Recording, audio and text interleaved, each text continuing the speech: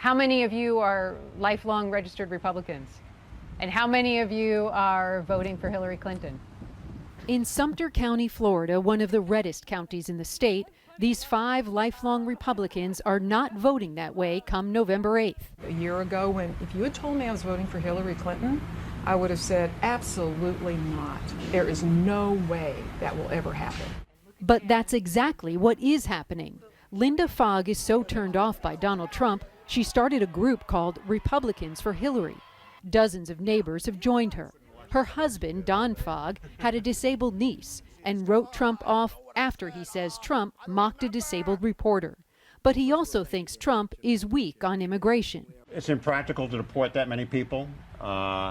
It feeds on a fear that people have that immigration is bad for the country and is taking my job away, which is it's not accurate. Ed Mercer has voted Republican since 1972, but just this week voted Democratic on his entire ballot.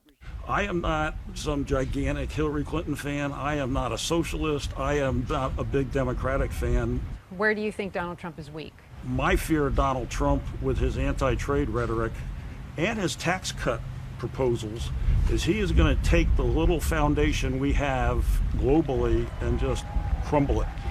And I don't know what that recovery will look like.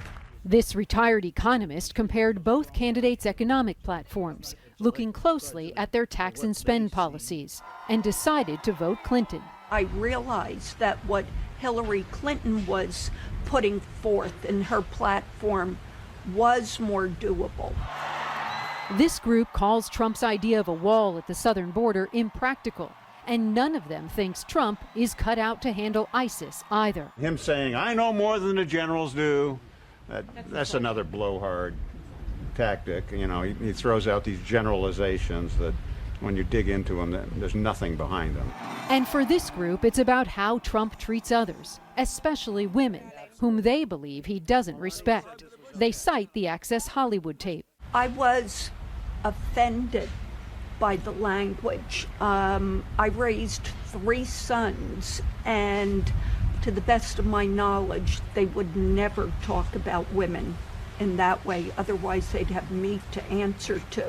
And the growing number of women who've come forward accusing Trump of touching them inappropriately. He's denied it, though. You don't believe him. No, of course I don't. He told us who he was many times by his comments, and now women come forward to verify, yes, that's who he is, and we're shocked.